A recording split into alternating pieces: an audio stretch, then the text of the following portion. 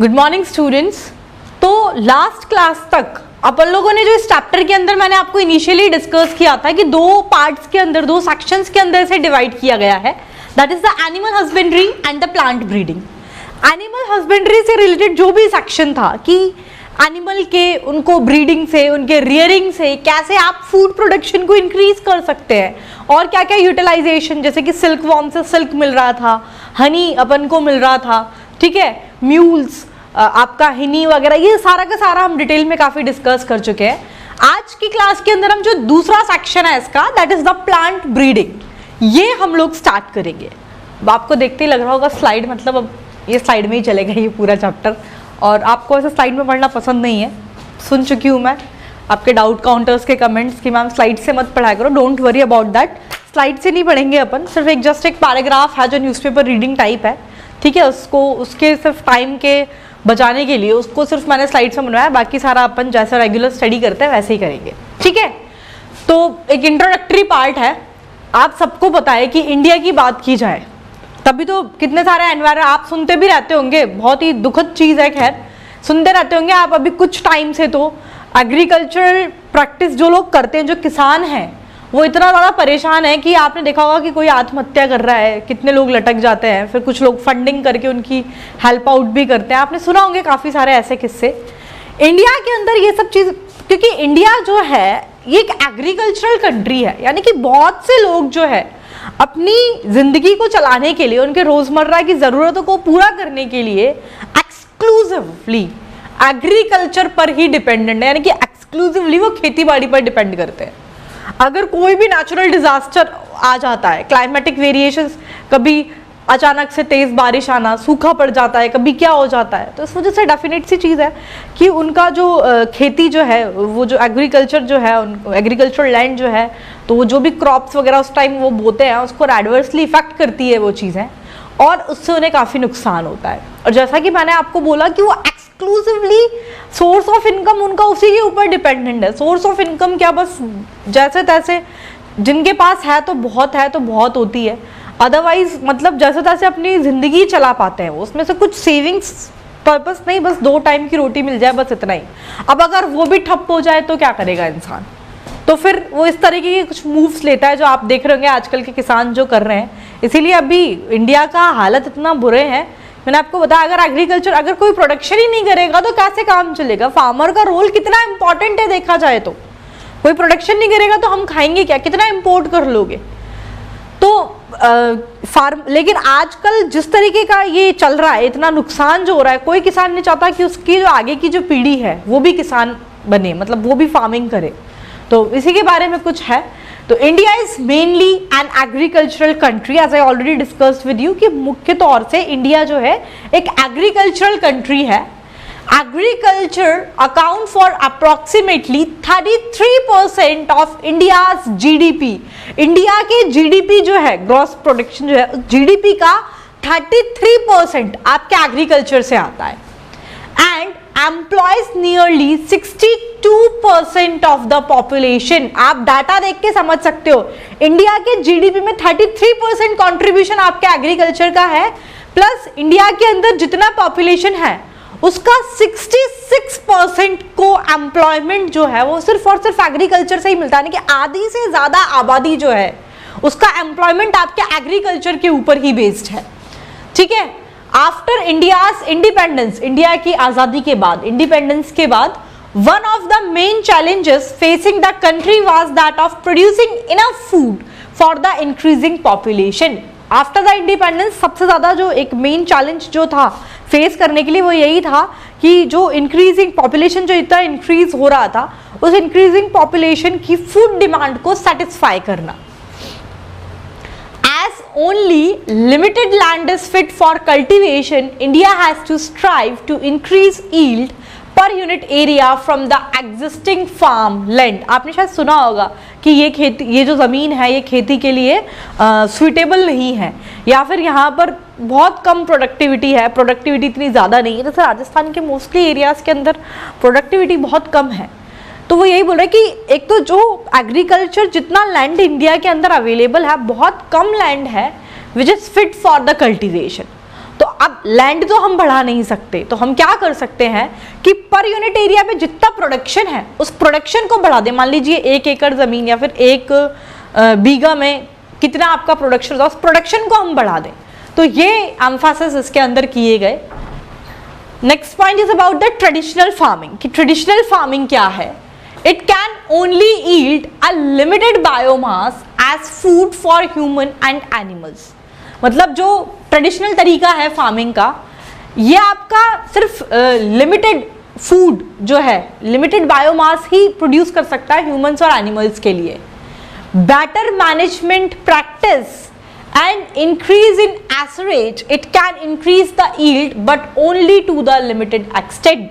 Traditional farming का मतलब limited food production होगा, लेकिन थोड़ा मैनेजमेंट ज़्यादा अच्छा होता है, एवरेज लैंड थोड़ा बढ़ा दो तो it will increase the production but only to a limited extent. बहुत ज़्यादा चेंजेस इससे नहीं होंगे।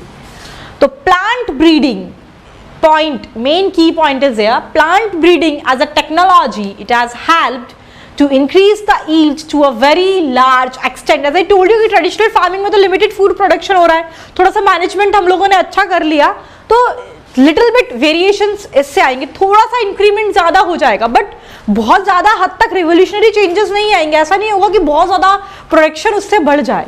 तो इसका जो तरीका है it is the plant breeding which is our topic. Plant breeding जो है एज अ टेक्नोलॉजी अगर हम इसे यूज़ करें तो ये आपके प्रोडक्शन को एक लार्ज एक्सटेंट तक इंक्रीज कर सकता है। जैसे कि green revolution was dependent to a large extent on plant breeding techniques for the development of high yielding and disease resistant variety in wheat. It is the typing mistake, it is not rich, it is rice, maize etc. आपने सुना होगा green revolution, हरित क्रांति। Who is the father of green revolution in India? MS Swaminathan. तो point आपको पता ही होगा green revolution के बारे में, क्या एकदम से प्रोडक्शन बहुत ज़्यादा बढ़ गया था, क्या क्या चीज़ों का इस्तेमाल किया था उस प्रोडक्शन को बढ़ाने के लिए, फर्टिलाइजर्स यूज़ किए थे एंड ऑल।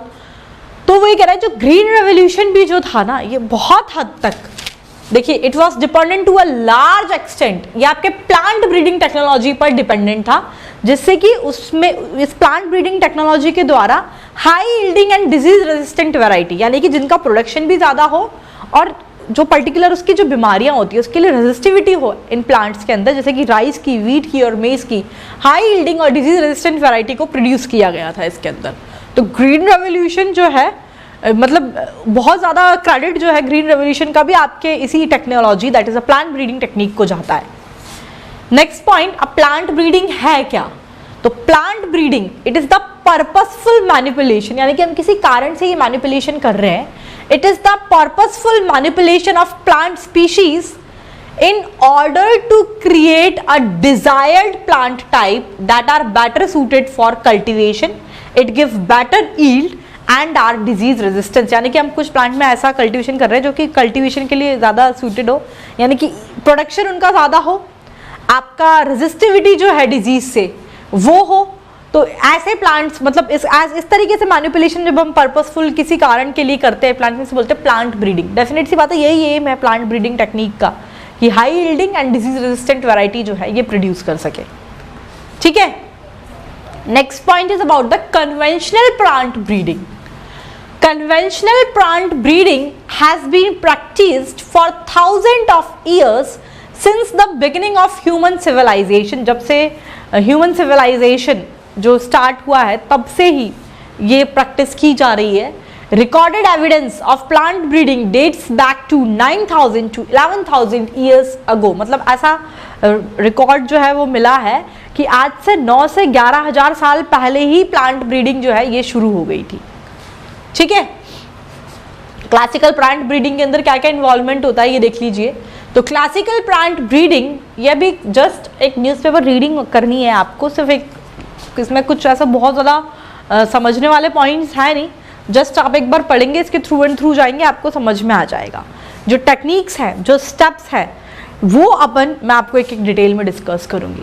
ठीक है, तो क्लासिकल प्लांट ब्रीडिंग के अंदर क्रॉसिंग और the hybridisation of pure line, एक तो ये चीज़ इन्वॉल्व होती है, followed by the artificial selection to produce the plant with desirable trait, मतलब पहले तो क्रॉसिंग यानी कि हाइब्रिडाइजेशन कराएंगे, फिर आर्टिफिशियल सिलेक्शन करते हैं जो भी हमें डिजायरेबल ट्रेट चाहिए जिससे कि उसे ऑब्टेन करने के लिए द ट्रेट और character that the breeder have tried to incorporate into the crop plant. ठीक है, क्या रीजन है, क्या क्या चीजें उसके अंदर, increase crop yield and improved quality, मतलब क्यों ये चीज ब्रीडर्स इसमें इम्प्लाइड करना चाहते हैं, तो एक तो क्रॉप का प्रोडक्शन बढ़ जाए और इसकी क्वालिटी भी इंक्रीज हो जाए, यानी कि क्वांटिटी एंड क्वालिटेटिव इंप्रूवमेंट है।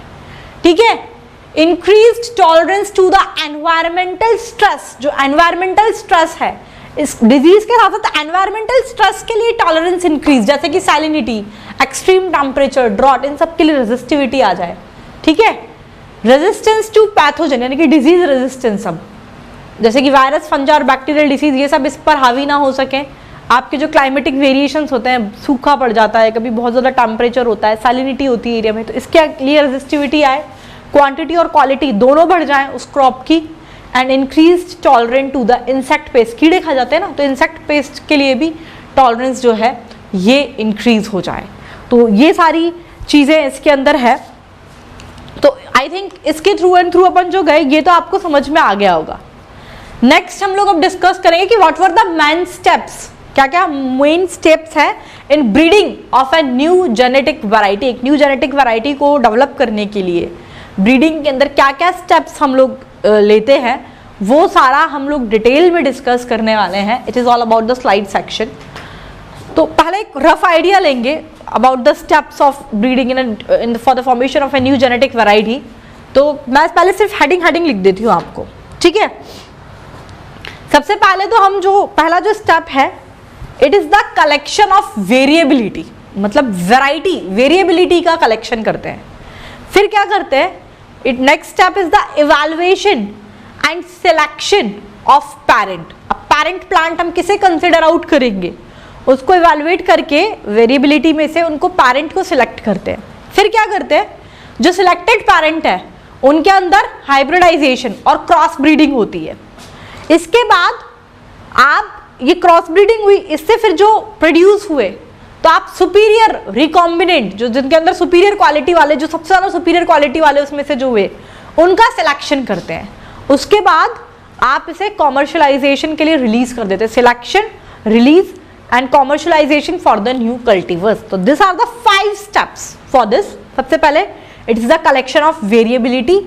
वेरिएबिलिटी का कलेक्शन किया जाता है, कैसे किया जाता है काफी डिटेल में पढ़ेंगे, अभी सिर्फ मैं हेडिंग बता रही हूँ। It is the collection of variability. Second step के अंदर पैरेंट का इवैल्यूएशन और सिलेक्शन करते हैं। It is the evaluation and selection of parent. तीसरे स्टेप के अंदर अभी आपने जो पैरेंट सिलेक्ट किए हैं उन सिलेक्टेड पैरेंट के अंदर क्रॉस ब्रीडिंग, हाइब्रिडाइजेशन जो है आप कराएंगे।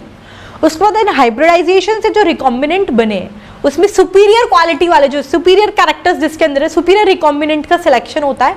उसके बाद selection, releasing and commercialisation for the cultivars. ठीक है, उसके बाद कल्टीवर्स को मतलब सिलेक्शन करके टेस्ट हो गया उसका पूरा, उसके बाद कॉमर्शलाइजेशन करके उसे रिलीज कर देते हैं फॉर द न्यू कल्टीवर्स। तो दिस आर द स्टेप्स। इसमें एक एक करके हम काफ़ी डिटेल में से डिस्कस करने वाले हैं। जब तक यहाँ तक की जो स्लाइड है आप इसको नोट आउट कर लें।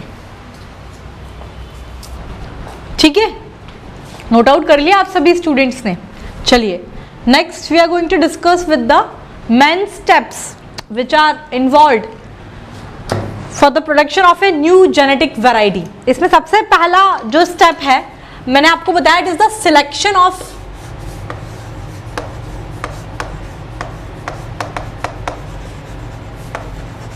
वेरिएबिलिटी।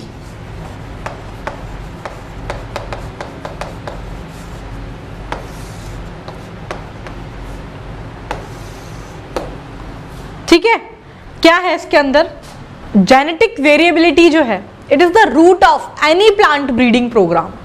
जो भी प्लांट ब्रीडिंग प्रोग्राम है उसका जो मेन रूट है it is the genetic variability. और इसको कलेक्ट कैसे किया जाता है, collection of variability it is done by the collection of different plant varieties के कलेक्शन से जेनेटिक वेरिएबिलिटी को कलेक्ट किया जाता है। इसके अंदर क्या क्या इंक्लूड होता है ये सब कुछ हम लोग डिस्कस करेंगे। तो सबसे पहला पॉइंट तो ये लिखिए कि genetic variability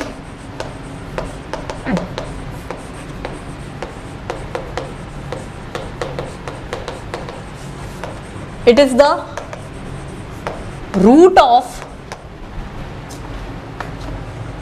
any plant breeding program.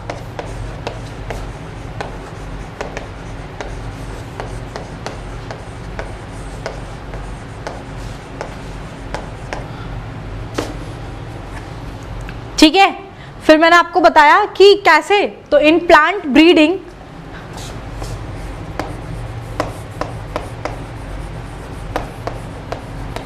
Variability का कलेक्शन कैसे किया जाता है, in plant breeding collection of variability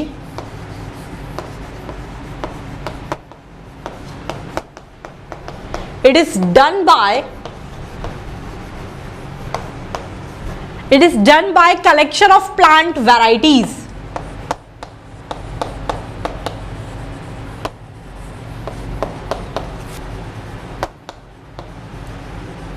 अब जैसा कि मैंने बताया कि वेरिएबिलिटी, जेनेटिक वेरिएबिलिटी का कलेक्शन प्लांट ब्रीडिंग के अंदर प्लांट की वैरायटीज को कलेक्ट करके किया जाता है। तो कौन कौन सी वैरायटीज के प्लांट होंगे, तो इट इंक्लूड, लिख लीजिए,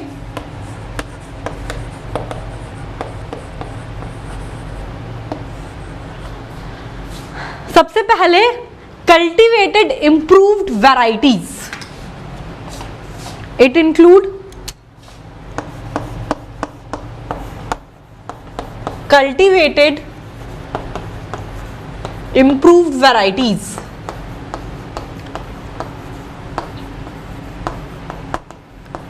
और कुछ ऐसी इंप्रूव्ड वैरायटी जिन्हें अब कोई उनका कल्टीवेशन नहीं किया जाता, improved varieties that are no more cultivated,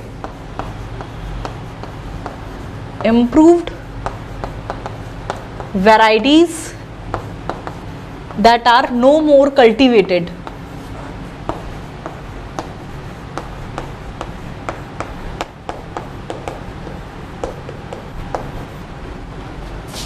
Old local or desi varieties,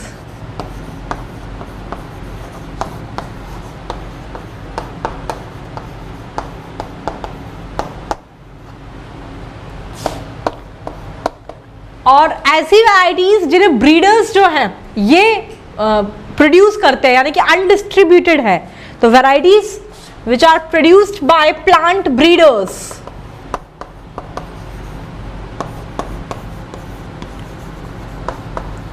varieties which are produced by plant breeders, इसके ब्रैकेट में लिख लीजिए दे आर अनडिस्ट्रीब्यूटेड, ये डिस्ट्रीब्यूटेड नहीं है, ठीक है, undistributed.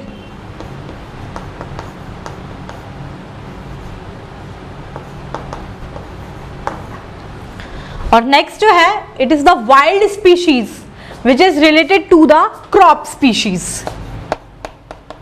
It is the wild species which are related to crop species. ठीक है, तो ये सारी चीजें जो है इसके अंदर इन्वॉल्व होनी चाहिए। क्या क्या बताया, एक तो कल्टीवेटेड इंप्रूव्ड वैरायटी, ऐसी improved variety which are no more cultivated, old local और देसी वैरायटीज इसके अंदर होंगी, फिर आपकी वैरायटी जो कि प्लांट ब्रीडर्स द्वारा प्रोड्यूस की गई है विच आर अनडिस्ट्रीब्यूटेड, और wild species which is related to the crop species, ये सब इसके अंदर इन्वॉल्व होता है। Next point is about the germplasm. Germplasm क्या है, तो the entire collection of the plant or the seed which is having all the diverse allele for all the gene crop, for all the gene in a given crop, इसका हम बोलते हैं germ plasm। ठीक है, मतलब जितने भी diverse अलील होते हैं जीन के, वो सारे के सारे इस गिवन क्रॉप के अंदर होते हैं, उसे अपन बोलते हैं जर्म प्लाज्म। तो लिखिए next point is about the germplasm. तो what do you mean by the germplasm, तो द एंटायर कलेक्शन, ये जो सारा कलेक्शन हम लोगों ने देखा, the entire collection of plants या फिर seeds having all the diverse allele, having all the diverse allele of all gene, it is called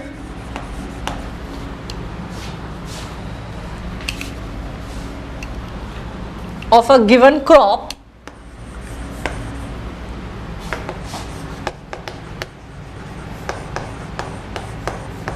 it is called germplasm.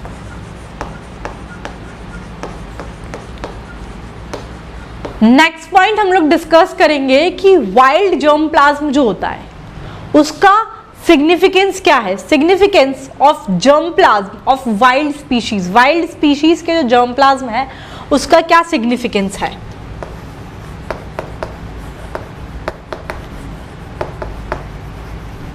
Significance of germplasm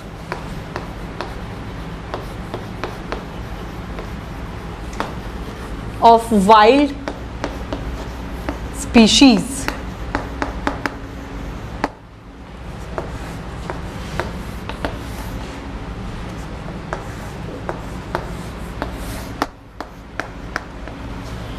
सुनिएगा मेरी बात को बहुत ध्यान से.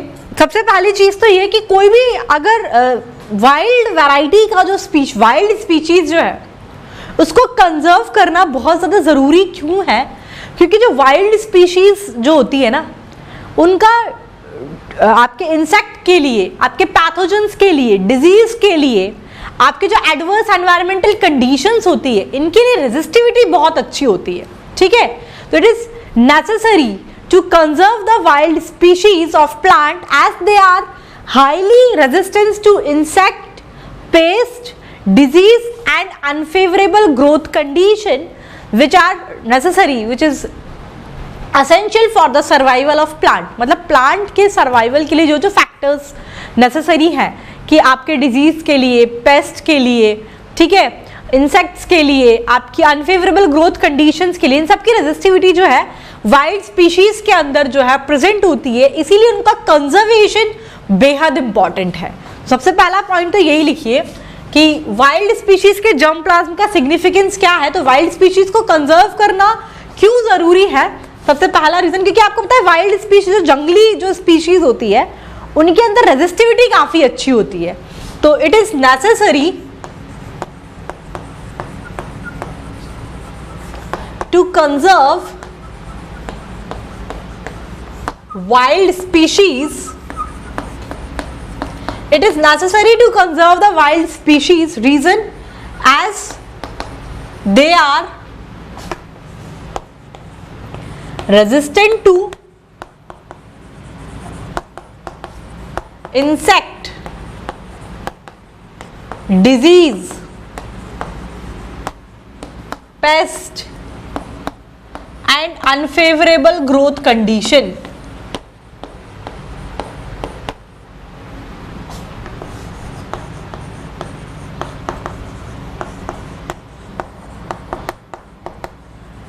ठीक है, इन सब के लिए रेजिस्टिविटी होती है, तो इस वजह से इनको कंजर्व करना जो है ये जरूरी है. It is necessary to conserve the wild species as they are resistance to insect, disease, pest and unfavourable growth condition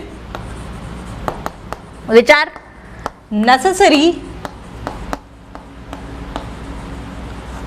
for the survival of plants.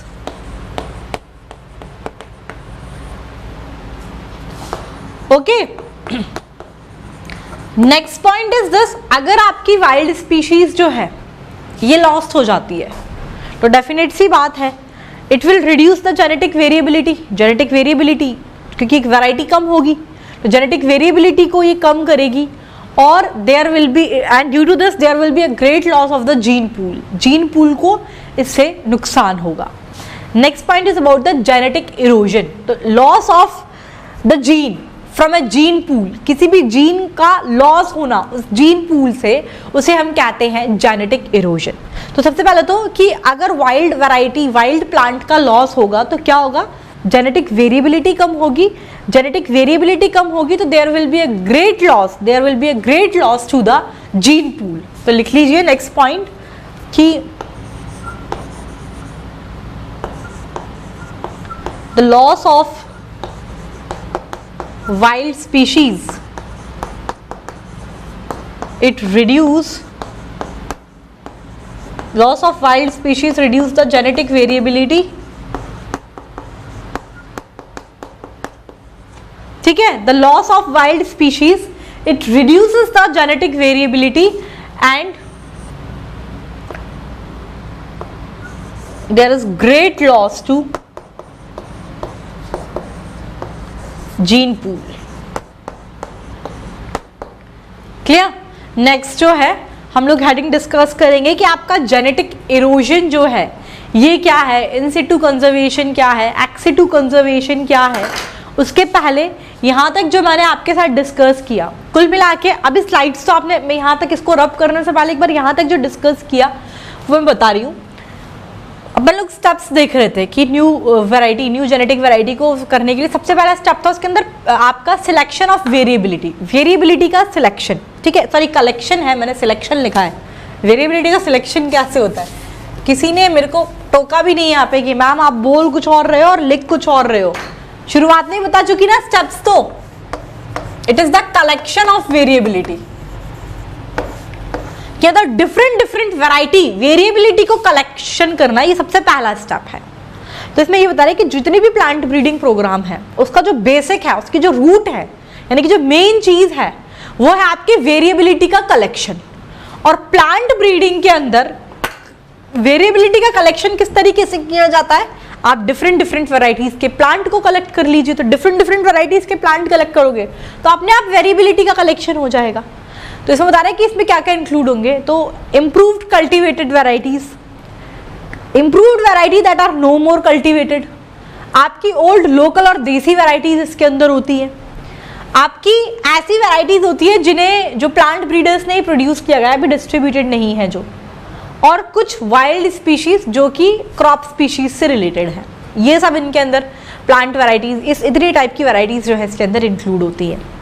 Next germ plasma, आपको समझ में आ गया होगा क्या होता है कि ये जो एंटायर कलेक्शन है, ये पूरा का पूरा जो कलेक्शन है प्लांट्स और सीड का, जिसके अंदर different type of having all the diverse allele of all the gene of a given crop, मतलब सारे एक पर्टिकुलर क्रॉप के जितने भी डाइवर्स एलील होते हैं जिनके सारे के सारे प्रेजेंट होते हैं उसे अपन बोलते हैं जर्म प्लाज्मा। तो नेक्स्ट पॉइंट वो ये बता रहा है कि आपका जो वाइल्ड स्पीशीज है उसका जो जर्म प्लाज्म है उसका क्या सिग्निफिकेंस है।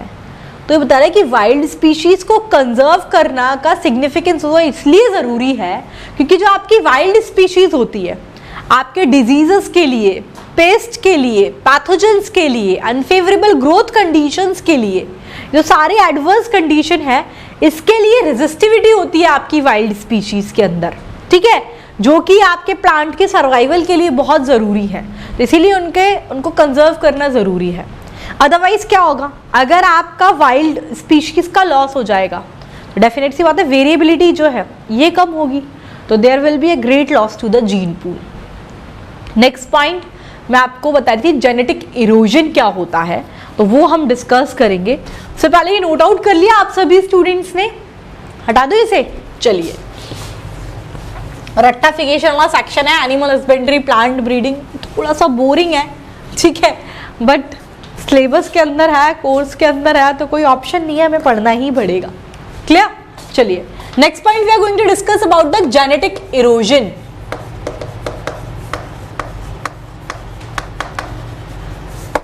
नाम से ही मतलब इरोजन यानी कि समझते हो आप उसका, जैसे सॉइल इरोजन पर पढ़ते हैं, मिट्टी का कटाव, यानी कि कुल मिला के उस जगह से तो खत्म हो जाती है, वहां से तो वहां निकल जाती है वो। जेनेटिक इरोजन का मतलब है किसी भी जीन पूल से कुछ जीन का लॉस हो जाना, तो the loss of gene from a gene pool it is called genetic erosion. लिख लीजिए, what do you mean by genetic erosion? तो it is the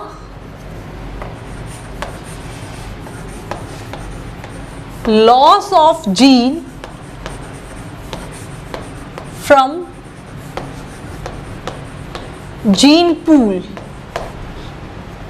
The loss of gene from gene pool is called genetic erosion. ठीक है, तो genetic erosion क्या होता है ये आपको समझ में आ गया होगा। अब ये जो जेनेटिक इरोजन है इसका कारण क्या है कि ये जो लॉस है जीन का, इस जीन पूल से हो क्यों रहा है? एक कारण हो सकता है इसका डिफॉरेस्टेशन, अपन जो इतने सारे पेड़ काट रहे हैं, तो डिफॉरेस्टेशन की वजह से हो सकता है कोई ऐसे प्लांट्स जो कि लास्ट है वो भी खत्म हो जाए, तो उसका जीन टोटली लॉस्ट हो जाएगा। आपका जो अर्बनाइजेशन जो बढ़ रहा है, ठीक है, जैसे कि मैंने आपको पढ़ाया भी था इकोलॉजी के अंदर कि जो सिविलाइजेशन जो है, आप अपने खुद की सिटी के बारे में देख लो, 10 साल पहले जहाँ जंगल हुआ करता था कुछ भी नहीं था, आप देखो आज वहाँ मल्टी स्टोरीज खड़ी हुई है। तो कहीं ना कहीं हम लोगों ने पेड़ को काट के अर्बनाइजेशन को एक्सपांड करने के लिए, तो एक अर्बन एक्सपेंशन भी इसके लिए रिस्पॉन्सिबल है। इकोसिस्टम को हम जो डैमेज पहुंचाते हैं वो इसके लिए रिस्पॉन्सिबल है। And adoption of genetically uniform modern variety of crops, तो this all are responsible for genetic erosion. तो जेनेटिक इरोजन जो है, नेक्स्ट पॉइंट वही है, किस किस वजह से हो सकता है कि आपके जीन पूल से उस जीन का लॉस ही हो जाए। तो genetic erosion it occur due to, एक रीजन है उसका डिफॉरेस्टेशन, ठीक है, इतनी तेजी से जो पेड़ों का कटाव हम लोग कर रहे हैं, डिफॉरेस्टेशन इसके लिए रिस्पॉन्सिबल हो सकता है। अर्बन एक्सपेंशन की वजह से ऐसा होता है। इकोसिस्टम को जो डैमेज हो रहा है उसकी वजह से हो सकता है।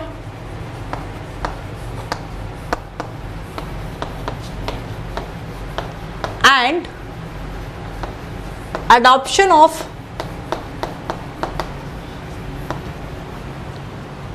and it is the adoption of genetically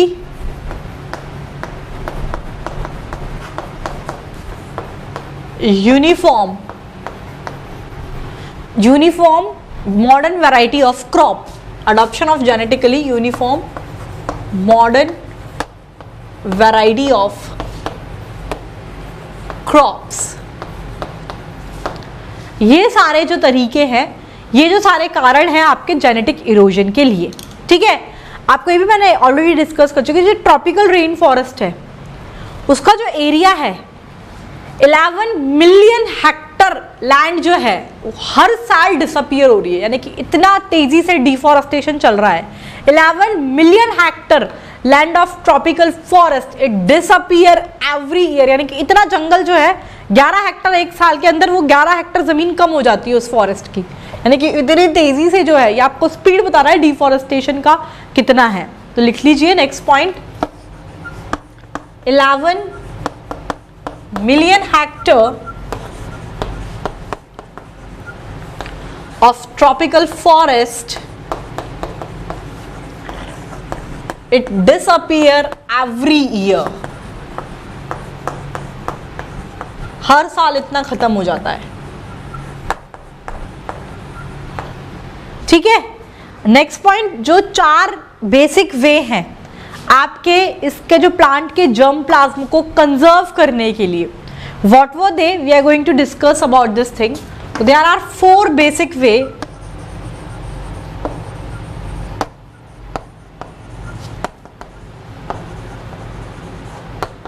to conserve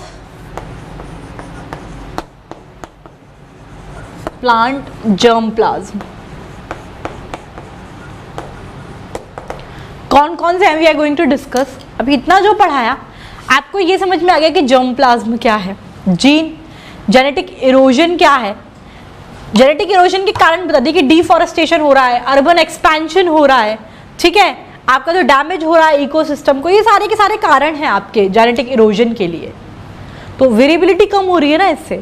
तो नेक्स्ट पॉइंट वो यही बता रहा है कि प्लांट के जर्मप्लाज्म को कंजर्व करने के लिए 4 बेसिस लिखा है मैंने, 4 बेसिक तरीके जो हैं। एक तो ये है, पहले सुन लो, after that we will start with the writing section. Conservation of plant in its natural form, मतलब आप जो प्लांट है उसको उसके वाइल्ड स्टेट के अंदर, यानी कि उसका जो नेचुरल हैबिटेट है, जैसे कि फॉरेस्ट, जंगल में जहां वो रहते हैं वहीं पर उनको कंजर्वेशन प्रोवाइड करें। बॉटनिकल गार्डन्स के अंदर उन्हें कंजर्व करें। कुछ जो क्रॉप्स हैं आपके एग्रीकल्चर के लिए और हॉर्टिकल्चर के लिए जो है, उनको हॉर्टिकल्चर के लिए प्लांट्स को इंट्रोड्यूस करें फॉर द कल्टीवेशन, और प्लांट्स को सीड फॉर्म के अंदर या फिर कोई भी दूसरे वेजिटेटिव फॉर्म के अंदर उन्हें प्रिजर्व किया जाए। तो ये कुछ तरीके हैं आपके प्लांट के जर्म प्लाज्म को कंजर्व करने के लिए, जिससे कि जेनेटिक इरोजन ना हो, ठीक है। तो सबसे पहला तो उसके वाइल्ड फॉर्म के अंदर, यानी कि नेचुरल हैबिटेट के अंदर ही उन्हें कंजर्व किया जाए। क्या क्या है देखिए, ये नोट आउट कर लिया सभी स्टूडेंट्स ने, हटा दूं, चलो।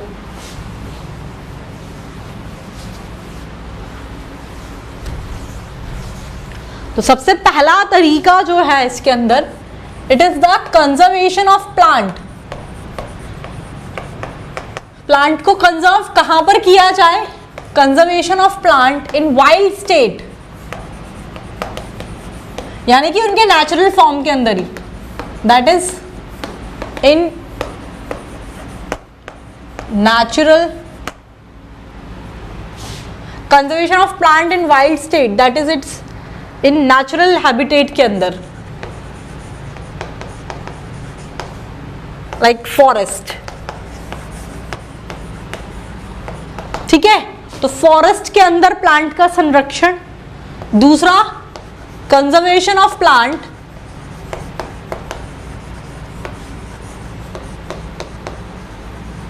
इन बॉटनिकल गार्डन्स के अंदर, conservation of plant in botanical gardens. ठीक है, next point, it is the introduction of plant for cultivation of crop in agriculture and horticulture. It is the introduction, plants को इंट्रोड्यूस करें कल्टीवेट करने के लिए, नए नए प्लांट्स को हम कल्टीवेट करें एग्रीकल्चर के अंदर।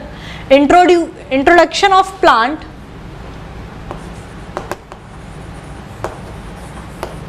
For cultivation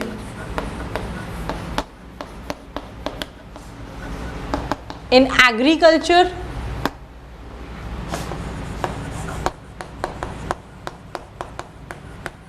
and horticulture.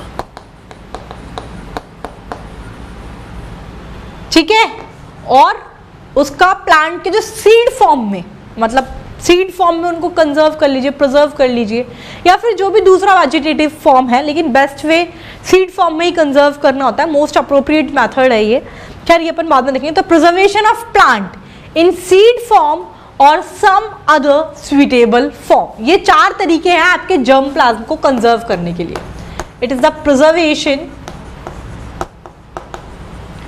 Of plant in seed form और some other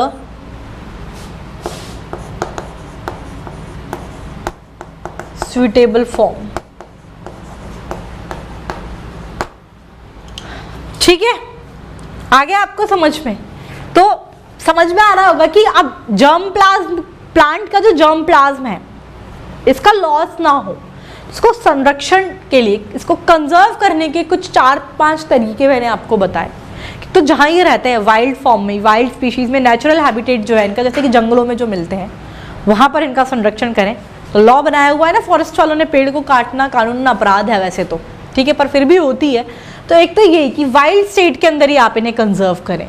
ठीक है, दूसरा आपने सुना कि बहुत सारे बॉटनिकल गार्डन्स प्रेजेंट होते हैं, वहाँ पर इनको कंजर्वेशन किया जाता है, वहाँ संरक्षण किया जाता है। तो बॉटनिकल गार्डन्स के अंदर प्लांट्स का कंजर्वेशन होता है। फिर बहुत सारे प्लांट्स को एग्रीकल्चर और हॉर्टिकल्चर के लिए कल्टीवेट किया जाता है, तो वहाँ पर एक ही हो जाता है। दूसरा, इनके सीड फॉर्म में या फिर कोई भी दूसरे सूटेबल फॉर्म में इन्हें प्रिजर्व किया जाए, जिससे कि प्रिजर्वेशन से क्या होगा कि इनका कंप्लीटली लॉस कभी होगा ही नहीं। तो ये कुछ तरीके हैं आपके प्लांट के जर्म प्लाज्म को कंजर्व करने के लिए। Next point we are going to discuss about the in situ conservation and the ex situ conservation. In situ conservation में क्या होता है, इसके अंदर हम प्लांट्स को जो कंजर्व करते हैं उसके नेचुरल हैबिटेट के अंदर ही, जैसे कि फॉरेस्ट हो गया या फिर नेचुरल रिजर्व्स, चाहे वो नेशनल पार्क्स हो, वाइल्ड लाइफ सेंचुरीज हो, बायोस्फीयर्स हो। ठीक है, तो इस मतलब नेचुरल हैबिटेट के अंदर ही उस प्लांट को कंजर्व करना, ये होता है इन सिटू कंजर्वेशन में। तो इससे क्या फायदा मिलता है, जो कि ऐसा कुछ प्लांट आपको लगता है कि एक्सटिंक्ट होने वाला है, अब ये लुप्त हो जाएगी, ये प्रजाति अब मिलेगी ही नहीं, थ्रेटेड एक्सटिंक्ट वैरायटीज जो है ये, इनको अपन बचा सकते हैं, इनका कंजर्वेशन इसके अंदर हो जाता है।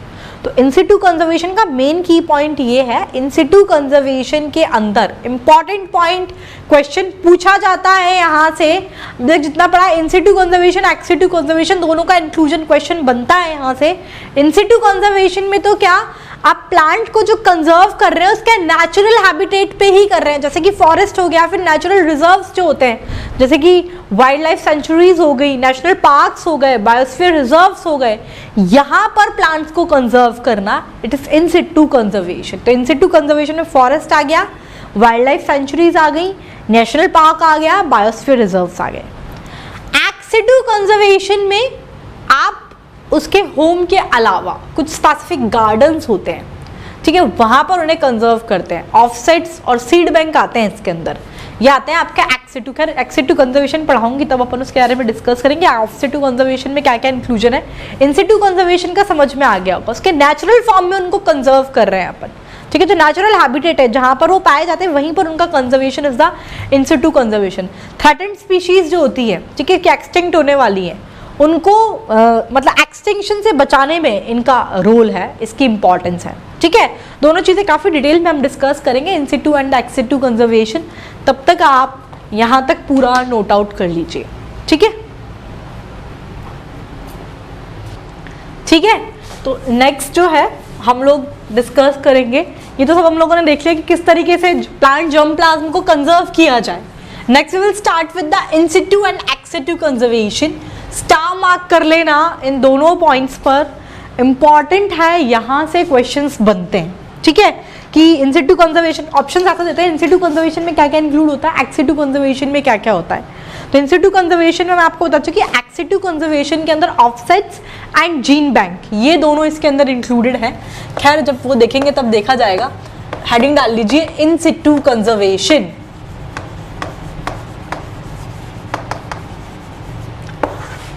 मैंने आपको बता दिया इस तरीके के कंजर्वेशन में प्लांट्स को उनके नेचुरल हैबिटेट के अंदर ही कंजर्व किया जाता है।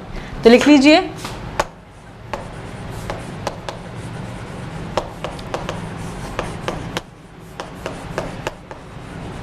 Plants are conserved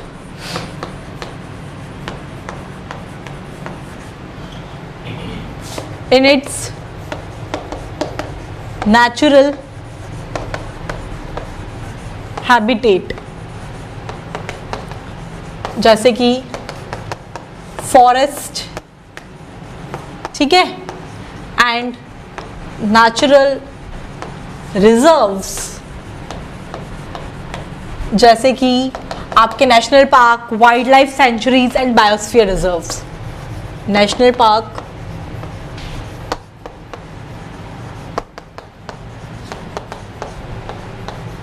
wild life sanctuaries and biosphere reserve, ठीक है। तो ये सब कुछ इसके अंदर इंक्लूड है। नेक्स्ट पॉइंट मैंने आपको ये बताया कि इन सिटू कंजर्वेशन के अंदर अगर आप किसी वाइल्ड स्पीशीज को कंजर्व करते हैं तो उनका मतलब अगर वो एक्सटिंक्ट होने जा रही है तो उससे अपन उसे प्रोटेक्ट किया जा सकता है। तो नेक्स्ट पॉइंट यही लिख लीजिए, in situ conservation of wild plant it helps in situ conservation of wild plants it helps in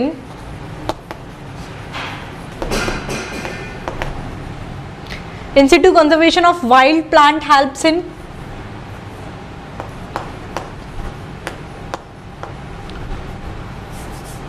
जो भी आपकी अगर एक्सटिंक्ट, थ्रेटेंड,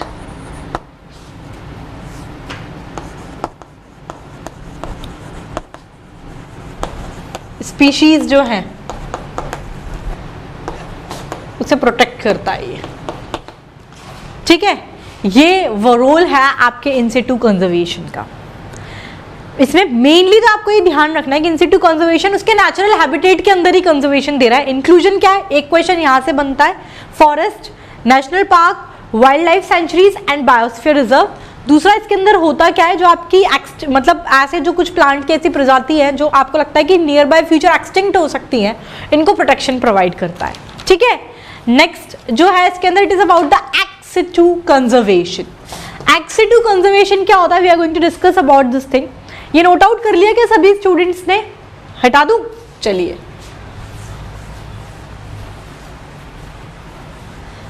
एक्सिटू इसमें नेचुरल हैबिटेट के अंदर, इसमें नेचुरल होम के अलावा कहीं और किसी और जगह पर प्रोटेक्शन प्रोवाइड किया जाता है, कंजर्व किया जाता है आपके वहां पर।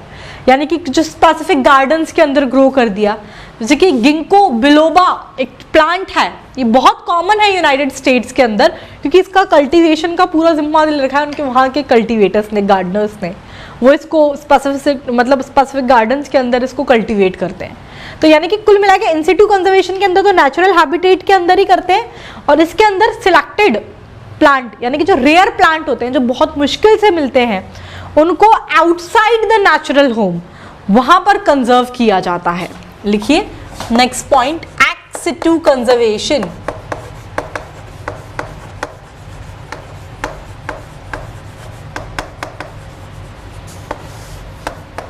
तो यहां पर it is the conservation of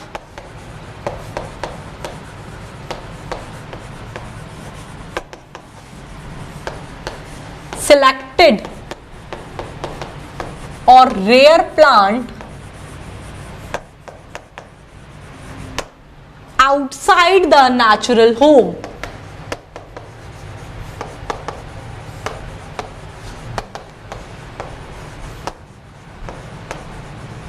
ठीक है, यहां पर सिलेक्टेड और रेयर प्लांट को स्पेसिफिक गार्डन्स के अंदर जो है एक्ट सिटू कंजर्वेशन के अंदर वहां पर इन्हें ग्रो किया जाता है। तो in this conservation, selected or rare plant material, they are grown in specific gardens. In this selected or rare plant material grow in specific gardens। ठीक है, ये होता है आपके एक्ट सिटू कंजर्वेशन के अंदर। जैसे कि मैंने कहा कि Ginkgo biloba, it is so common in United State because the cultivation of this plant it is taken up by the gardeners. ठीक है, लिख लो example, Ginkgo biloba, it is so common in United States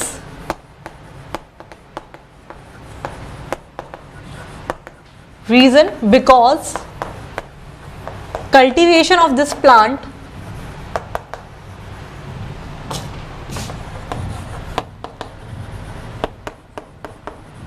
it is taken up by gardeners।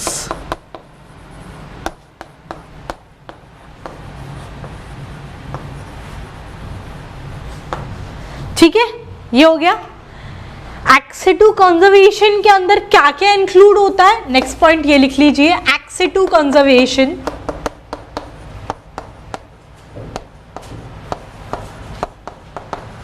It include, इसके अंदर है of site and gene bank, ये इसके अंदर इंक्लूड होता है। ठीक है, नेक्स्ट पॉइंट के अंदर हम यही डिस्कस करेंगे कि आपके ऑफ साइट क्या है और जीन बैंक क्या है। क्लियर? तो पहले आप यहां तक नोट आउट कर लीजिए, then we will start with the what do you mean by the off site and what do you mean by the gene bank.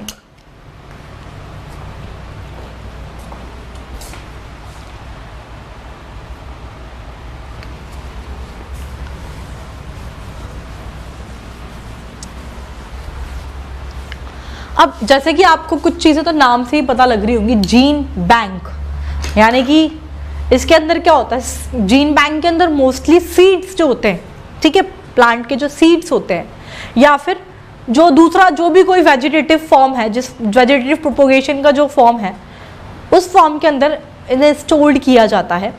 Seed का स्टोरेज जो करते हैं ना इसके अंदर, ये -10 to 20 डिग्री सेल्सियस पे किया जाता है, क्योंकि इतने लो टेम्परेचर पर क्या होता है, इसकी जो मेटाबॉलिक एक्टिविटी होती है ये बिल्कुल मिनिमम होती है, तो इस वजह से जर्मिनेशन जो है ये नहीं होता है।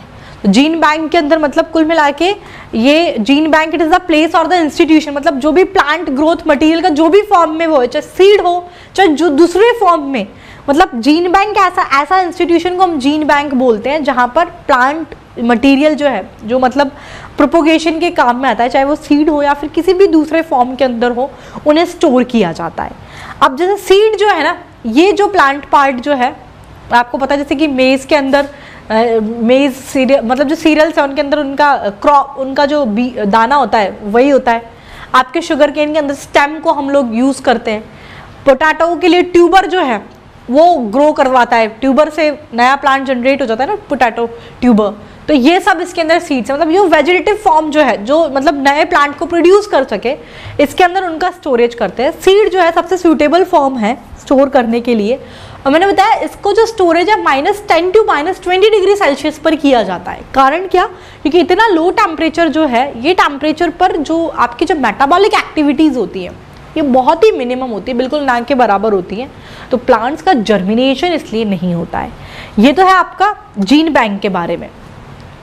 आपका ऑफ साइट क्या होता है? They are the living collection of wild and domesticated species.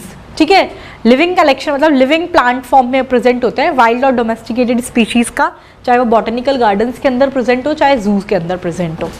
तो सबसे पहले तो ऑफ साइट जो मैंने बताया था, ये एक्सेटिव कंजर्वेशन में सबसे पहला इंक्लूजन था ऑफ साइट। ऑफ साइट के बारे में लिख लीजिए क्या होता है। तो the living collection of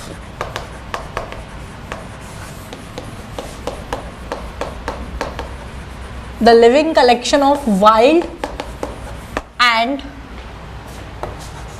domesticated species. It is the living collection of wild and domesticated species in botanical gardens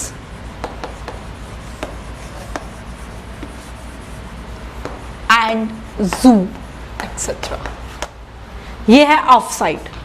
next, एक्सेटिव conservation में यही दो चीजें इंक्लूड थी ना, एक तो है ऑफ साइट और एक है आपका जू। ऑफ साइट में डिस्कस कर चुकी। नेक्स्ट, जू क्या, सॉरी जीन बैंक क्या है, तो ये हम लोग डिस्कस करेंगे। Next is the gene bank. ये लास्ट टॉपिक है अपने आज की क्लास का। आज की क्लास में जस्ट एक इंट्रोडक्शन ही लिया है। इसमें जो सबसे पहला जो स्टेप था that is the collection of variability, ये मैंने डिस्कस कर लिया। जो नेक्स्ट स्टेप है इसके अंदर जो पेरेंट आप लेंगे फॉर द, जिनके बीच में ब्रीडिंग होगी, क्रॉस कराएंगे हाइब्रिडाइजेशन के लिए, तो नेक्स्ट स्टेप के अंदर it is the selection of the parent. ठीक है, evaluation and the selection of parent ये अपन नेक्स्ट क्लास के अंदर ही प्रोसीड करेंगे। पहला स्टेप जस्ट आज यहाँ तक, जीन बैंक तक ही आज हम लोग डिस्कस करेंगे। तब तक आप, ये लास्ट टॉपिक है, इसके बाद मैं एक बार वर्बली एक बार सारा कुछ आपको एक्सप्लेन कर दूंगी इसके अंदर अपन ने क्या क्या डिस्कस किया। सिंपल सी चीज़ें हैं, रट्टाफिकेशन वाला सेक्शन है, थोड़ा सा बोरिंग है but we have to manage with all this things.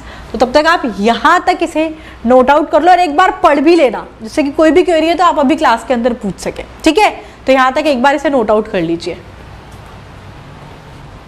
ठीक है, तो नेक्स्ट पॉइंट, जीन बैंक। तो जीन बैंक क्या होता है, सबसे पहले तो हम लोग ये डिस्कस करेंगे।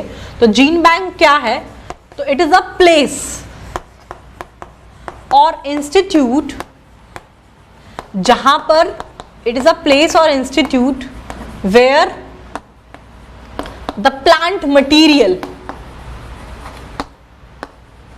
इसके ब्रैकेट में लिख लो, दैट इज अ जीन, इसको प्रिजर्व किया जाता है। इट इज प्रिजर्व्ड और कंजर्व्ड,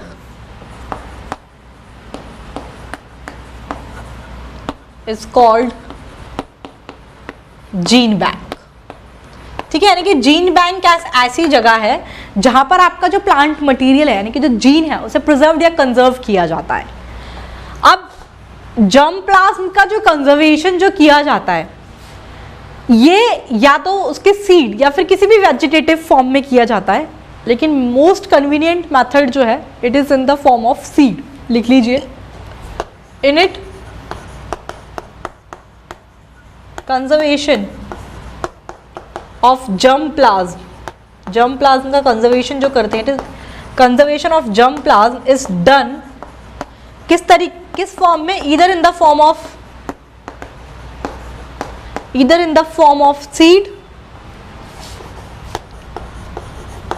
और vegetative part, but best and most convenient method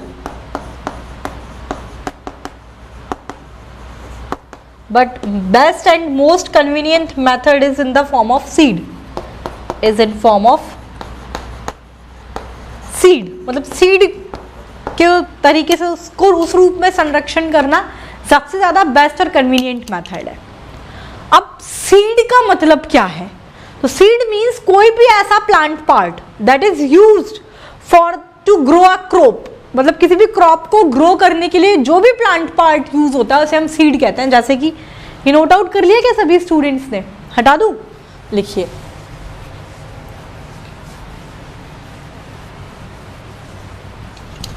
next point लिखो कि सीड क्या है।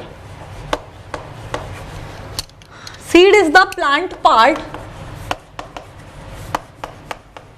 it is the plant part that is used to grow crop। तो ये आपके मतलब मैंने बताया ट्यूबर जो है पोटैटो का, ये सीड हो गया।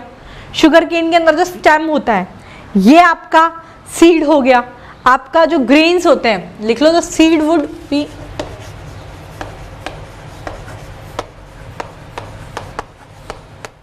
grains in grains of wheat, rice, tuber of potato,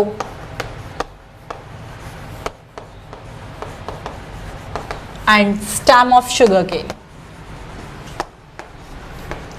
ये सबको बोलेंगे सीड, क्योंकि ये जो है न्यू क्रॉप को प्रोड्यूस कर सकते हैं। नेक्स्ट पॉइंट, आपके जो ड्राई सीड्स हैं इनका स्टोरेज किस टेम्परेचर पे किया जाता है ये लिख लीजिए। तो storage of dry seeds is done at -10 to -20 degree Celsius. Reason because at low temperature क्या होता है, जो मेटाबॉलिक एक्टिविटी है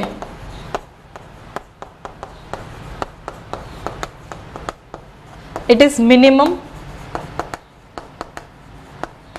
तो मेटाबॉलिक एक्टिविटी मिनिमम होती है, इसलिए प्लांट का जो जर्मिनेशन है ये नहीं हो पाता है। Clear? It is all about the gene bank. समझ में आ गया? It is all about my today's class. Next class के अंदर अपन इसका जो दूसरा स्टेप है that is the evaluation and selection of parent, यहां से अपन डिस्कस करेंगे। तो आज की क्लास के अंदर हमने जो पढ़ा, स्लाइड्स हटा दो, मैं आपके साथ ऑलरेडी डिस्कस कर चुकी। तो अपन ने पढ़ा कलेक्शन ऑफ वेरिएबिलिटी, वेरिएबिलिटी का कलेक्शन पहला स्टेप हमने डिस्कस किया। तो सबसे पहली चीज तो ये पढ़ी कि जो जेनेटिक वेरिएबिलिटी है ये किसी भी प्लांट ब्रीडिंग प्रोग्राम का मेन रूट यानी कि बेसिक चीज है वेरिएबिलिटी का कलेक्शन। तो प्लांट ब्रीडिंग के अंदर आप वेरिएबिलिटी का कलेक्शन कैसे करते हो? सीधे सा नाम से पता लग रहा है, डिफरेंट वैरायटीज के प्लांट कलेक्ट कर लीजिए। उसके अंदर क्या क्या इंक्लूड होना चाहिए? आपका cultivated improved variety that are no more cultivated, old local और देसी वैरायटीज उसके अंदर आपकी होंगी। ऐसी वैरायटीज जिसे प्लांट ब्रीडर्स ने प्रोड्यूस किया है, अनडिस्ट्रीब्यूटेड है वो उसके अंदर प्रेजेंट होती थी आपकी। और wild species which is related to the crop species. फिर नेक्स्ट पॉइंट हमने बताया कि वाइल्ड स्पीशीज के जर्म प्लाज्म को कंजर्व करने का सिग्निफिकेंस क्या है। तो बताया कि it is very important to conserve the wild species. क्यों? क्योंकि जो वाइल्ड स्पीशीज हैं इनके अंदर इंसेक्ट्स के लिए, पैथोजेंस के लिए, अनफेवरेबल ग्रोथ कंडीशंस के लिए, सबके लिए रेजिस्टिविटी होती है, जो कि किसी भी प्लांट के सक्सेसफुल ग्रोथ के लिए बहुत इंपॉर्टेंट है। और अगर आपके वाइल्ड प्लांट का, वाइल्ड जीन का लॉस हो जाएगा तो क्या होगा? आपकी वेरिएबिलिटी कम होगी। वेरिएबिलिटी कम होगी तो ये किसी ना किसी तरह से आपके जीन पूल को जो है इफेक्ट करेगा। ठीक है? फिर हमने पढ़ा एक जेनेटिक इरोजन। तो loss of gene from a gene pool it is called genetic erosion. इसके कारण क्या क्या हो सकता है? डिफॉरेस्टेशन करते हैं हो सकता है कि कोई एक ऐसा जीन बिल्कुल खत्म ही हो जाए, कोई किसी तरह का प्लांट बिल्कुल खत्म ही हो जाए, देखे नहीं तो जेनेटिक इरोजन का कारण डिफॉरेस्टेशन हो सकता है। अर्बन एक्सपेंशन जो हो रहा है उसकी वजह से पेड़ों को काटना पड़ता है, वो एक कारण हो सकता है। आपका इकोसिस्टम को जो डैमेज पहुंच रहा है, तो ऐसे 3 से 4 रीजंस मैंने पढ़ा है जो कि आपके जेनेटिक इरोजन के लिए रिस्पॉन्सिबल है। तो अब जर्म प्लाज्म को कंजर्व करने के फिर कुछ तरीके बताए कि नेचुरल हैबिटेट जो है उनका वाइल्ड फॉर्म के अंदर ही, यानी कि जैसे फॉरेस्ट में रहते हैं तो वहीं पर उन्हें कंजर्व किया जाए, बॉटनिकल गार्डन्स के अंदर उन्हें कंजर्व किया जाए, आपके एग्रीकल्चर हॉर्टिकल्चर के लिए कल्टीवेट करने के लिए इंट्रोड्यूस किया जाए, या फिर उनके सीड फॉर्म को preservation of plant in their मतलब सीड फॉर्म में या किसी भी वेजिटेटिव फॉर्म में जिसमें करते हैं इनको प्रिजर्व किया जाए। ठीक है, फिर इन सिटू कंजर्वेशन क्या है ये बताएं। इन सिटू कंजर्वेशन में क्या होता है कि आप जो संरक्षण जो दे रहे हैं उनको उनके नेचुरल हैबिटेट के अंदर ही, चाहे वो फॉरेस्ट में रहते हैं अगर, या फिर कुछ नेचुरल रिजर्व्स जैसे कि national park, wild life sanctuaries, ठीक है, बायोस्फीयर रिजर्व्स, इन्हीं के अंदर संरक्षण दिया जाता है, जिससे कि क्या होता है जो कोई भी वाइल्ड स्पीशीज है जो एक्सटिंक्ट होने के लिए मतलब थ्रेटेंड स्पीशीज है कि वो एक्सटिंक्ट हो सकती है नियर बाय फ्यूचर में, आप उसे प्रोटेक्ट कर सकते हैं। एक्सिटू कंजर्वेशन में क्या नेचुरल होम के अलावा कहीं और कंजर्वेशन हम देते हैं, किसी भी कोई भी सिलेक्टेड या फिर रेयर प्लांट जो बहुत मुश्किल से मिलता है, इसको हम उसके नेचुरल होम के अलावा कहीं और कंजर्वेशन प्रोवाइड करते हैं। ठीक है, स्पेसिफिक गार्डन्स के अंदर इन्हें ग्रो किया जाता है। गिंको बिलोबा का एग्जाम्पल मैंने आपको इसके अंदर बताया एक्सिटू कंजर्वेशन के अंदर। ठीक है, फिर उसके बाद हम लोगों ने डिस्कस किया कि एक्सिटू कंजर्वेशन में ऑफसाइट्स और जीन बैंक जो है, ऑफसाइट और जीन बैंक इंक्लूड होते हैं। ऑफसाइट क्या होता है मैंने बता दिया कि लिविंग कलेक्शन होते हैं वाइल्ड और डोमेस्टिकेटेड स्पीशीज का, कहाँ पर आपके बॉटनिकल गार्डन्स और जू के अंदर। जीन बैंक क्या है ये बता दिया आपको। ठीक है, सीड का कंजर्वेशन -10 to -20 डिग्री सेल्सियस पर किया जाता है यहाँ पर, क्यों? क्योंकि मेटाबॉलिक एक्टिविटीज टेम्परेचर पर मिनिमम होती है तो ये जर्मिनेट नहीं हो पाते हैं। It is all about the first step, that is the collection of variability. Next step है evaluation and selection of parents. ये अपन अपनी नेक्स्ट क्लास के अंदर प्रोसीड करेंगे। क्लियर? यहाँ तक का क्लियर है? सिंपल सा क्लास है, यहाँ तक का एक न्यूज़पेपर रीडिंग कल की क्लास का, आज का लेक्चर जो है आप पढ़कर बैठेंगे। ठीक है, थोड़ा सा ये है, ये खत्म हो जाएगा। उसके बाद आपके डिमांड पर कोई भी चैप्टर शुरू करेंगे। आप बोलोगे तो बायोटेक्नोलॉजी शुरू करेंगे, या फिर जो भी आप बोलोगे वो अपन शुरू कर लेंगे। ठीक है, थैंक यू।